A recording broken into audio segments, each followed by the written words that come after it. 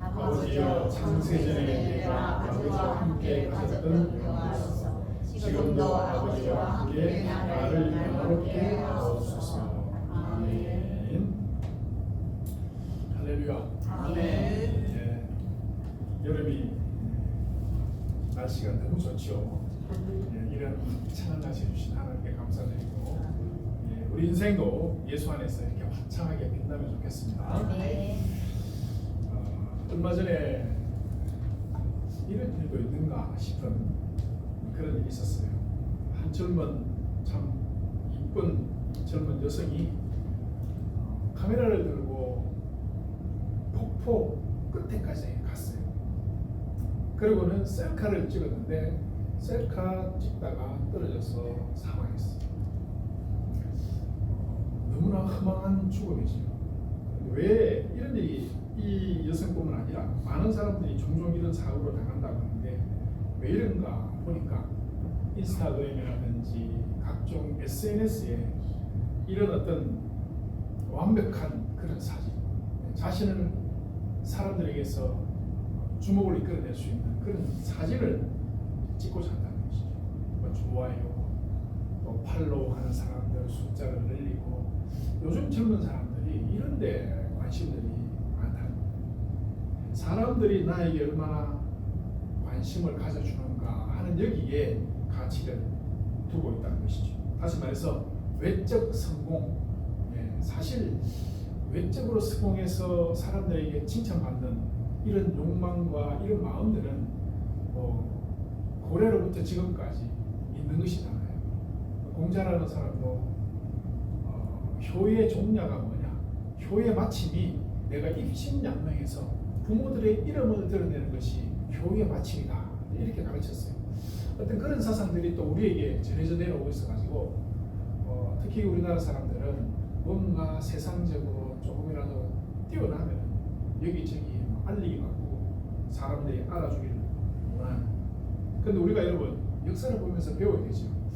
세상에서 드러나고 빛나는 것은 잠깐입니다. 세상에서 빛나는 것이 그때는 좋아 보이지만 그 빛이 제대로 된 빛이 아니면 결국은 어둠으로 끝나고 만다는 것을 우리는 너무나 많은 경험을 통해서 알 수 있어요. 자, 그래서 하나님께서는 성경 말씀을 통해서 참된 인간이 추구해야 될 영광이 무엇인가 하는 것을 우리에게 보여주고 있어요. 이게 사실 우리 삶의 본질입니다. 본질을 따라가야 돼요. 다시 말해서 하나님께서 주신 그 삶의 본질을 따라가야 되는데 그게 뭐냐?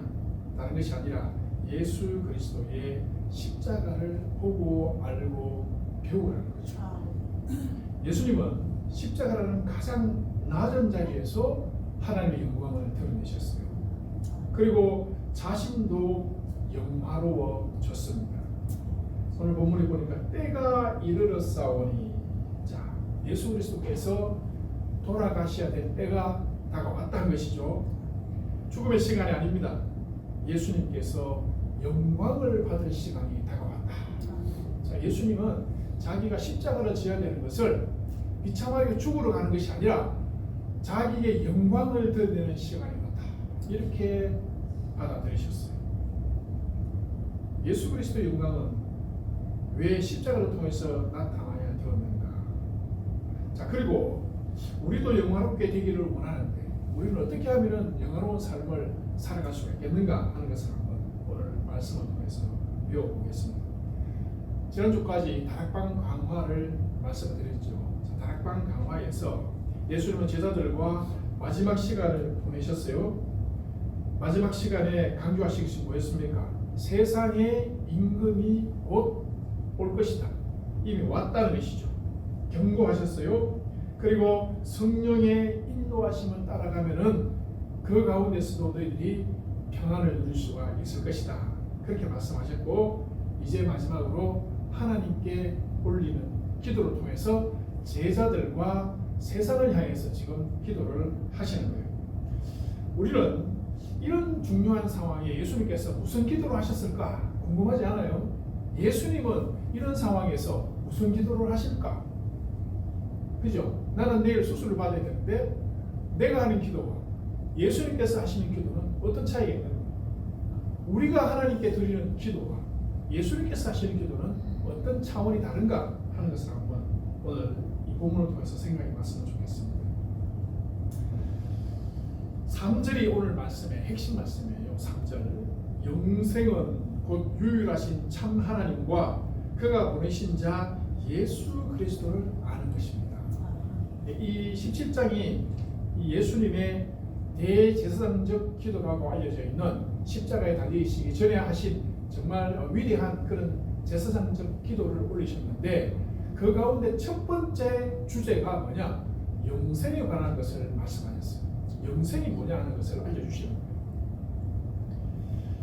예수님은 곧 아버지께서 자기에게 주신 그 사명, 그 십자가, 그것과 관련되어진 영광이 자기에게 찾아왔다는 거예요. 여러분, 그러면서 하는 말이 그 영생은 자신을 보내신 아버지를 아는 것이고 또 그 사명을 가지고 온 예수 그리스도에 대해서 아는 것, 그리고 믿음으로 나아가는 것, 이것이 영생이다.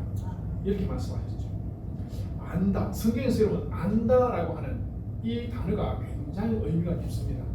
이 안다는 단어가 단순하게 어떤 정보를 습득하고 어떤 정보를 안다 하는 그런 정도가 아니고요. 가장 깊은 인격적 관계를 갖는 그런 알입니다. 생명과 생명이 만나는 그런 관계. 그러니까 지적 인식 차원을 뛰어넘어서 인격적으로 깊이 알아가는 그 알입니다. 창세기 4장 1절을 보면은 이런 말씀을 했어요. 아담이 그의 아내 하와를 알매 그랬어요. 예, 부부간에 서로 아는 것처럼 그런 알미죠. 평생을 같이 반려자로 동행하면서 그 사람의 모든 것과 나의 모든 것이 서로 하나가 되어서 그래서 서로를 아는 그런 알을 얘기하는 거예요. 그리고 요한복음에서는 이제 구체적으로 예수님이 어떤 분이신지 우리에게 알아라 하면서 알려줬죠. 계속 알려줬어요. 알려주면서 표적을 보여주시면서 자 봐라, 예수님 이런 분이야. 믿어야 돼. 그리고 믿어서 영원한 생명을 얻어라. 이게 지금 요한복음이 우리에게 계속 말하고자 하는 이게 핵심이거든요. 이미 우리가 다 공부를 해봤지만은 요한복음 1장에서는 1장 1절에 예수님은 태초에 계셨던 창조의 그 말씀이셨던 그분이시다. 그렇게 말씀하셨고 1장 18절에서 예수님은 독생하신 하나님이시다. 하나님이 인간의 몸을 입고 오신 분이시다. 이렇게 말씀하셨어요. 그 다음에 1장 29절에서 세상 죄를 지고 가는 하나님의 어린 양이다. 조금 더 구체적으로 가잖아요. 세상의 죄를 지고 가셔야 되는 하나님의 어린 양이다. 그 다음에 안드레의 입을 통해서는 예수님이 메시아시다 라는 것을 얘기했고 빌립의 입을 통해 가지고는 율법에 우리가 기다려야 되는 바로 그 선지자시다 라고 얘기했어요. 그 다음에 나다니엘을 통해서는 이스라엘의 임금이시다. 자, 여러분 보세요. 1장에서 예수님은 이스라엘의 임금으로 오신 분이시죠. 그런데 앞서 예수님 뭐라고 말씀하셨습니까? 세상의 임금이 온다. 그렇게 말씀하셨잖아요. 그러니까 예수 그리스도의 오심은 세상의 사탄의 세력, 세상 공중권세 자들과 싸우기 위해서 오신, 그러므로 자기 백성을 구원하시기 위해서 오신 분이라는 사실을 우리가 이제 알 수가 있는 거죠. 이제 정치가 다 드러났습니다. 예수님이 누구신지 하는 것이 다 드러났고 세상의 임금이 어떤 자인가 하는 것이 드러났어요. 자, 그렇게 예수님이 누구신지 정체성을 1장에서 딱 드러냈습니다. 그리고 이제는 2장부터 시작해서 마지막 21장까지 계속해서 예수님에 대한 본질적인 모습을 우리에게 지금까지 쭉 이렇게 알려주셨잖아요. 지금까지 살펴봤다시피 알려주셨는데 오늘 본문에서는 이제는 예수님께서 그 사명을 감당하시는데 십자가를 통해서 그 사명을 감당하시고 자신이 영화롭게 될 것에 대해서 말씀을 하시는데, 자 여러분, 십자가는 무엇이고 왜 그 죽음은 영화로운 것인가 하는 것을 한번 우리가 생각해 보고 싶어요. 십자가는 사실 아버지께서 아들에게 주신 그 사람들을 사랑하시는 사랑의 전표잖아요. 안 그렇습니까? 예, 아버지가 아들을 통해서 아들에게 주신 사람들을 사랑하는데 얼마나 사랑하느냐? 십자가를 지시기까지 사랑하신다라고 하는 사랑의 증표로서 우리에게 보여주신 것이 십자가예요. 17장 9절에 가보면 내가 그들을 위하여 비옵나니 세상을 위하여 비옵는 것이 아니고 내게 주신 자들을 위해서 내가 지금 기도합니다. 이렇게 말씀하네요. 그러니까 예수님의 십자가는 죄를 대신해서 그 죄인의 죄를 지고 자기가 희생하는 그 사랑의 십자가예요.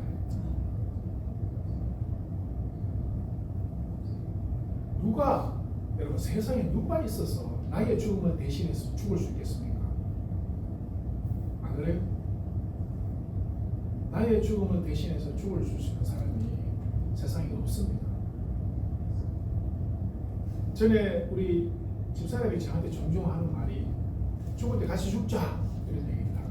젊을 때 죽을 때 우리 같이 죽자 이랬다고. 그래서 내가 같이 죽게 우리 같이 죽어. 제가 너 집사람이 저보고 우리 다음에 죽을 때 같이 죽자. 뭘 같이 죽으면 안 된다는 거죠. 그래서 나이가 이제 좀 들어가니까 제가 그런 생각이 들어. 이제 죽을 때 같이 죽어야 되겠다. 집사람밖에 없고 뭐니 해도 안 그렇습니까? 우리 집사람밖에 없어. 그래서 내가 죽을 때 같이 죽어야 되겠다 생각했는데 어느 날 그제도 우리 친구 목사님 방문하러 갈 일이 있었어요. 가다가 그제도 그 해저턴으로 들어가기 전에 휴게소 있잖아요. 거기 휴게소에서 이제 우리 집사람 대뜸 지금 무슨 얘기를 하는 게 아니라 내가 죽으면은 자기를 운전 배워가지고 여행하고 다니게 되더라고. 그럼 내가 그때 배신감이 있잖아요. 확 드는 게 같이 죽자 할 때는 문제고 이제 와가지고 내가 먼저 죽으면 자기를 여행 다니겠다고 이런 내가 말을 하지만 상당히 섭섭했어요. 자 여러분 그렇습니다. 이게 사실은 누군가를 위해서 대신 죽는다는 거 함께 죽는 것도 이게 쉽지 않은데 대신 죽는 거는 정말 억울한 일이고 가슴 아픈 일이잖아요. 그런데 이사야 53장을 보면은 이런 말씀을 합니다. 그가 찔림은 우리의 허물을 인함이고 그가 상함은 우리의 죄악 때문이다. 우리 때문에 그런 거야. 나 때문에 나의 허물과 나의 죄 때문에 그분이 찔렸고 그분이 상처를 입게 돼요. 우리는 다 양 같아서 그릇 행하여 각기 제 길로 갔지만은 여호와께서는 우리 모두의 죄악을 그에게 담당시키셨다. 이게 사랑이에요. 모든 사람들을 구원하시기 위해서 그 사람들의 허물과 죄를 자기 아들에게 씌우고 그 아들을 희생시켜서 우리를 구원하셨다. 여러분 참 믿어지냐 말이죠. 사실 이거는 은혜가 아니고는 믿어지지 않는 일입니다. 그냥 교회 다닌다고 믿어지는 것이 아니고 마음속에 예수님이 누구신지 확실하게 내 마음속에 자리를 잡게 되면 그때 비로소 신앙 고백으로 나오는 거예요. 이건 그냥 배워서 하는 것이 아니고 외워서 아는 것이 아니라 나 같은 자를 하나님이 정말 사랑하셨구나. 내 인생이 엉뚱한 길로 가지 않고 그래도 하루하루 살아가면서 의미 있게 살아갈 수 있는 것은 내가 하나님의 사랑이고 하나님께서 나를 자기 아들을 대신해서 나를 인정해 주시고 사랑해 주셨구나 하는 그 사랑의 고백이 나올 때 비로소 십자가가 이해가 되고 믿어지는 것이죠. 두 번째 이 십자가는 베드로전서 3장 18절을 보면은 그리스도께서 단번에 죄를 위하여 죽으사 의인으로서 불의한 자를 대신하셨다고 했어요. 그러니까 예수님의 십자가는 의인이 아무런 죽어야 될 이유가 없는 의인이 죄인들을 위해서 죽어 주신 그런 십자가다. 사랑하는 여러분, 그래서 이 십자가의 사건은 우리가 신앙 고백이면서 동시에 설교의 중심이 돼요. 설교의 핵심이 돼요. 어떤 설교가 가장 좋은 설교냐? 여러분 설교 많이 듣잖아요. 지금 평생 설교를 들어오죠. 앞으로도 계속 설교를 들으면서 가야 되실 때 어떤 설교가 가장 성경적이고 가장 본질적인 설교를 하면은 내가 죄인인 것을 깨닫게 해주는 설교예요. 설교 들었을 때 내가 죄인이구나, 이 죄 문제를 해결해야 되는구나 하는 그런 인식을 생기게 만들어줘야 돼요. 자, 그런데 그 죄 문제를 어떻게 해결할까요? 해결할 수 있는 방법이 없다는 것이죠. 그러므로 누군가가 예수 그리스도께서 나의 이 죄를 지셨구나 하는 것을 깨닫게 해 줘야 되는 것이죠. 그러므로 예수 그리스도를 내가 믿고 그분을 따라가야 되겠구나 하는 믿음과 인식이 들어오도록 만들어주는 설교가 가장 성경적인 설교예요. 아시겠죠? 내가 죄인이라는 것과 어찌할 수 없는 그 죄를 예수께서 대신 지시고 돌아가셨다는 것과 그것이 사랑이라는 것과 그러므로 나는 그 사랑을 받았으니까 이제 나의 삶도 그 사랑을 따라가는 삶이 되어야 되겠다라고 결단까지 하게 하는 설교라면은 그 설교는 가장 온전한 설교고 가장 하나님께서 기뻐하시는 그런 설교다라는 것이죠. 사랑하는 여러분, 우리는 종종 예수 십자가에 대해서 얘기할 때 예수 십자가를 비참하게 생각합니다. 그래서 사도 바울은 로마서에서 세상 사람들은 십자가를 부끄럽게 여긴다고 했어요. 부끄럽게 여긴다. 어디 가서 교회 다닌다는 사실, 예수 믿는다는 사실을 숨기고 부끄럽게 얘기하는 사람들이 있습니다. 왜 부끄럽게 얘기해요? 왜 그것을 숨기냐? 왜 그래요? 십자가가 아직 뭔지 몰라서 그래요. 예. 하나님께서 그것을 탓하지 않습니다. 정말 나는 하나님의 사랑을 입은 자고 예수 그리스도께서 나를 대신해서 십자가를 지셨고 나는 이제 이 세상 가운데서 살아갈 가치가 있고 살아갈 소망이 있는 사람이라는 것이 내가 믿어진다면 그러면 어디 가서든지 당당하게 얘기할 수 있잖아요. 나는 교회 다니는 사람이에요. 나는 예수 믿는 사람이에요. 얼마든지 얘기할 수 있겠죠. 그런 사람이 되라는 것이죠. 사람들은 십자가를 무시합니다. 말도 되지 않는 이상한 무슨 그런 지금 이런 21세기 과학의 시대에 그런 생각을 하느냐? 여러분 그렇지 않습니다. 영적 세계를 몰라서 하나님의 세계를 몰라서 그런 얘기를 하는 것이죠. 자, 다시 말씀드리지만 예수 그리스도의 십자가가 가장 영화롭고 가장 빛나는 것은 예수께서 그 사랑과 그 희생에 가장 깊은 것을 우리에게 드러내고 보여주시기 때문에 아시겠습니까? 그래서 우리가 이제 나도 예수 십자가를 위해서 예수 십자가를 따라가는 삶을 살아야 되겠다라고 마음으로 믿는다면은 이런 사람이 있어요. 인도의 성녀 마더 테레사라는 사람, 여러분 잘 아시죠? 이 사람은 무슨 말을 했느냐면은 사랑은 희생 없이 완성되지 않는다 이런 말을 했어요. 그리고 그는 병들고 정말 돌봐줄 사람이 없는 그 사람들, 흔히 말해서 가난한 사람들, 그 가난한 사람들 속에 들어가서 자신도 가난하게 되면서 그 속에서 예수의 이름으로 그들을 섬기는 삶을 살아가는 것이죠. 현대 타락한 교회들은 부자를 좋아합니다. 현대의 타락한 교회는 부자를 좋아해요. 부자를. 어떤 교회 목사님은 어느 장로님이 왜 목사님 저하고는 그렇게 악수를 그렇게 하는 거를 왜 힘들어하십니까? 왜 저런 사람들하고는 그렇게 열심히 악수하시고 그렇게 좋아하십니까? 하니까 그 목사님이 저 사람들은 돈이 많은 사람들이라서 그렇다. 그냥 바로 대놓고 얘기를 했대요. 저 사람들은 돈이 많으니까 헌금을 많이 하고 그래서 교회 일을 할 수 있고 그래서 저 사람들한테 내가 잘해주는 거지. 이 동네, 이 근처에 동네 사는 목사님, 큰 교회 목사님 그런 말을 해요. 그 장로님 저한테 와서 그 얘기를 하면서 탄식을 하더라고요. 그러나 여러분, 복된 교회는 가난한 분들에게 관심을 갖는 교회입니다. 정말 복 있는 목사님이라면, 그래서 복 있는 성도라면 가난한 사람들, 약한 분들, 내가 도와야 될 분들, 그런 분들을 향해서 마음이 가고 사랑이 가야 그분이 진짜 예수님을 아는 분 아니겠어요? 세상에 줄 수 있는 것은 뭐라 그럴까요? 박수는 쳐줄 수 있습니다, 세상에. 그러나 진정으로 그 박수가 가진 의미를 우리가 생각해 봐야 돼요. 세상에 쳐주는 박수, 그게 영원하지 않습니다. 오래가지 않습니다. 그러나 하나님의 사랑을 전하는 그런 이들이 받는 박수는 영원한 박수이고 그 박수가 천국에 하나님의 보좌에 올라간다. 저는 그렇게 분명히 믿습니다. 사랑하는 여러분, 그래서 십자가는 역설이라고 그러잖아요. 역설. 인간이 볼 때에는 수치스럽고 고통스럽고 죽음의 상징입니다. 그런데 예수님은 그 아들을 십자가에 내어 놓으셨는데 오히려 영화롭게 되었다. 그렇게 말씀하죠. 영화롭게. 왜 영화로운 거냐? 생명을 살리는 일이잖아요. 안 그렇습니까?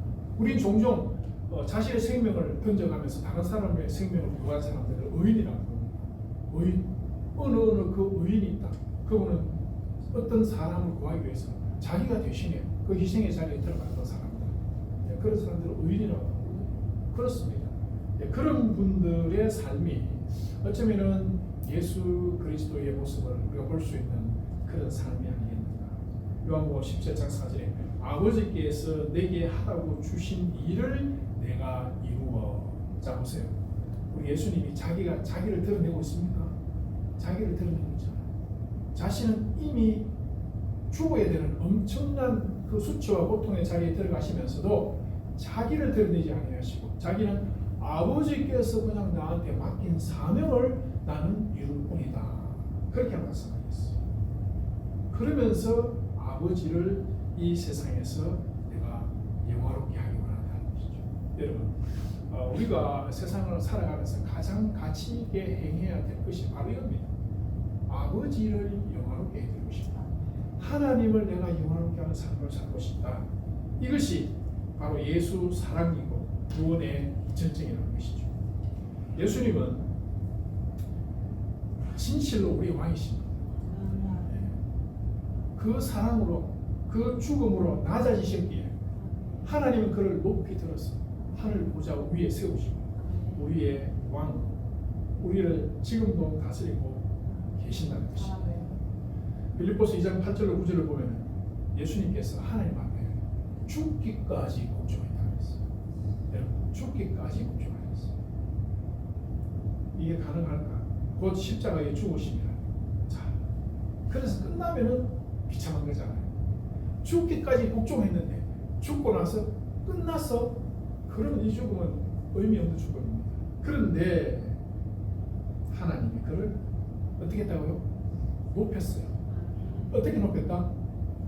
지극히 높였다. 네. 죽기까지 복종하셨으니 곧 십자가에 죽으심이라. 이름으로 하나님이 그를 지극히 높여 모든 이름 위에 뛰어난 이름으로 세우시다. 모든 사람들이 그 앞에 무릎 꿇게 하십니다. 네, 사실 그렇습니다. 네, 어디 가도 이 종교의 힘이라는 거, 모든 사람들이 그 앞에는 무릎을 꿇을 수밖에 없어요. 대통령이라도 예배 시간 오면 앉아서 예배 드려야 돼요. 저도 이 병원 가운데 목사라는 이름으로 저는 못 가는 데가 없습니다. 가겠다 하면 다 문 열어줍니다. 중환자실 지금 막 돌아가시는 분 만나야 된다 하면 다 저를 오지 마라 소리를 나와요. 사랑하는 여러분, 바로 예수 그리스도 이름으로 가는 거잖아요. 네, 예수 이름으로 가는 것이고 하나님의 이름으로 찾아가기 때문에 세상은 보세요, 다 그 앞에 인정하고 받아들일 수 있는 것입니다. 이제 우리는 사도 바울이 고린도전서 10장 31절에서 말했던 것처럼 너희가 먹든지 마시든지 무슨 일을 하든지 다 하나님의 영광을 위해서 하라. 이제 우리의 삶도 하나님의 영광을 위해서 나아가는 삶이 되어야 된다는 것이죠. 이 바울이 예를 들은 중요한 얘기가 하나 있습니다. 고린도 시장에서 고기를 파는데 이 고기들은 대개 우상에게 바쳐진 이후에 시장으로 나오는 경우가 많았다는 것이죠. 쉽게 도살장에서 소를 잡잖아요. 소 잡기 전에 우상에게 먼저 소를 바쳐 그러고 잡는 것이죠. 그러니까 이거 우상의 제목이 되는 거지. 이걸 먹어야 되느냐 먹지 말아야 되느냐 하는 문제가 생겼어요. 교회 안에. 사도 바울은 분명히 얘기했습니다. 묻지 말고 자유롭게 먹어라. 아시겠죠?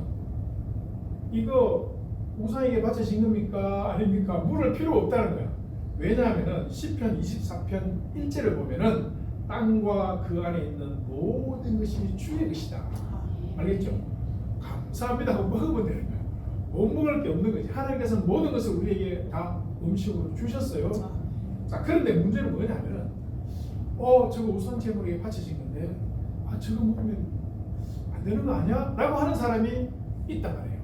그 사람이 혹시 와가지고 이거 우상에게 바쳐진 건데 먹으면 이상하지 않아요? 나는 이거 먹는 게 좀 찝찝한데? 라고 하면은 아니야 괜찮아 하고 먹지 말고 그 사람을 생각해서 먹지 말아요. 이해되죠? 무슨 말이에요? 먹을 수 있어. 그런데 그분이 좀 이상하게 생각하면은 그 사람의 입장에서 생각하라는 거지. 그래서 그 사람을 생각해서 먹지 않는 것이 좋다. 타인의 믿음을 한번 고려해보라는 그런 얘기입니다. 나의 개인적 이익만 추구하지 말고, 아시겠죠? 타인의 믿음을 위해서 그런 생각해보라는 거죠. 예전에 제가 서울로 있을 때 그때 마침 에쿠스라는 차가 처음 딱 나오는데 이게 막 어마어마한 1억 이러면은 지금은 어떨지 몰라도 그 당시는 한 20년 전이잖아요. 지금 그 당시는 이게 큰 돈이었거든요. 근데 그 목사님들 주로 보면 다 스타렉스를 끌고 다니든지 아니면은 작은 차도 타고 다니거든요. 에쿠스 이런 거 쳐다도 볼 생각도 안 합니다. 생각 자체도 안 하죠. 그런데 그 큰 교회 목사님이 노예하는데 그 앞에 에쿠스를 딱 세워놓은 거야. 야, 그걸 보는 사람들 두 가지 마음이죠. 어떤 사람들 와, 일 타고 온 사람도 있네. 하지만 한편으로 마음은 어떻게 했어요? 좀 씁쓸한 마음도 있을 수 있지요. 울산 시내 어느 큰 교회 목사님이 은퇴를 하시는데, 그런데 목사님들이 많이 갔잖아요. 저도 거기 갔어요. 그런데 무슨 황금 열쇠를 주고 뭐 돈 얘기가 누가 뭐 돈을 모아가 좋다, 누가 또 돈을 모, 그거 듣고 있는데 짜증 나는 거야. 이게 뭐야 이게? 이 사람이 평생 목회하고 마지막에 다 그냥 쏟아버리는구나.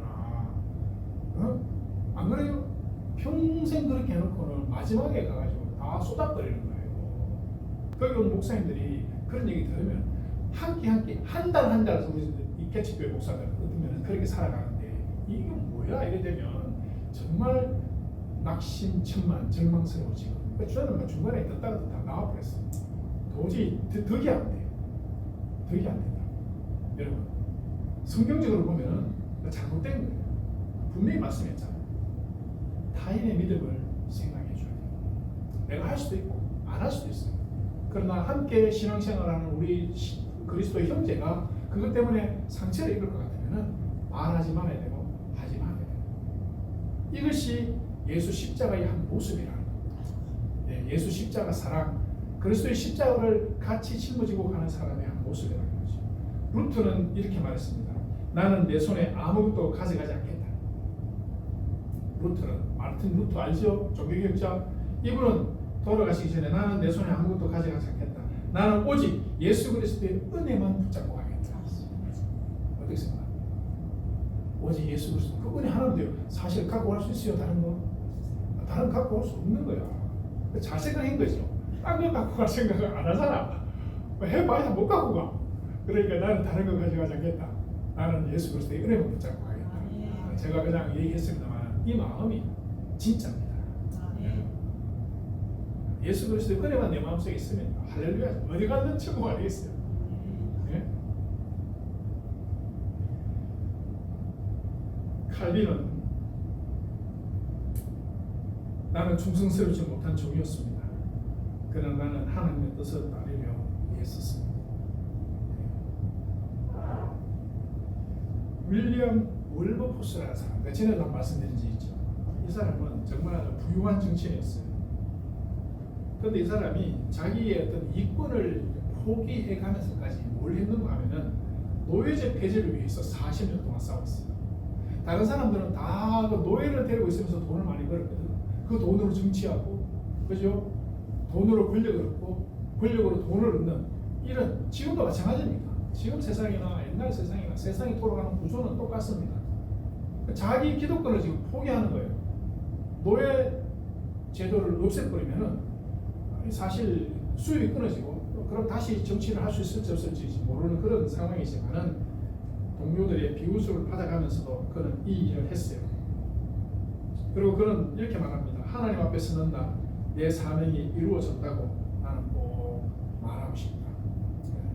자기에게 받은 사명이 있었는데 그 사명, 내가 하나님 앞에 섰을 때 하나님, 내는 세상에서 주님 주실 사명 이루고 이렇게 왔습니다 라고 하고 싶었다는 거죠. 그래서 평생에 이 일을 했는데 마침 노예 무역이 폐지됐어요. 그리고 그는 침상에서 눈물을 흘리면서 하나님 앞에, 하나님의 뜻을 따르는 길이야말로 가장 영화로운 길이네요 하고 세상을 떠난다. 여러분, 그렇습니다. 세상의 영화로운 거는 그냥 그겁니다. 그냥 그날 끝이, 박수 받으면 그날 끝인 것이지, 그 그것 때문에 그거 추종하고 따라가봐야 아무 소용이 없어요. 자, 이제 말씀을 맺습니다. 예수를 알고 하나님을 영화롭게 한다는 건 뭐냐? 예수 그리스도 그분의 말씀에 순종하고 따라가는 것. 두 번째, 그분의 사랑 안에 거하는 것이고, 세 번째는 그분과 같은 그런 성품을 가지고 우리도 예수 그리스도의 그 사명을 나도 같이 이루면서, 예수님께서 다락방 강화를 시작하실 때 제일 먼저 제자들이 발을 씻게 달렸죠. 발 씻기시면서 그들에게 주신 메시지가 뭐라 그랬습니까? 너희들도 내가 하는 이 사명에 동참하기를 원한다 라는 거였어요. 그리고 예수님 마지막 기도 속에서도 제자들을 자기가 사랑했고, 그 제자들이 자기가 했던 이 영화로운 길에 함께 동참하기를 원하고 계신 겁니다. 여러분, 우리는 세상에서 추구하는 영광이 있어요. 무슨 영광을 추구하고 살아가는지 다시 한번 깊이 묵상해 봅시다.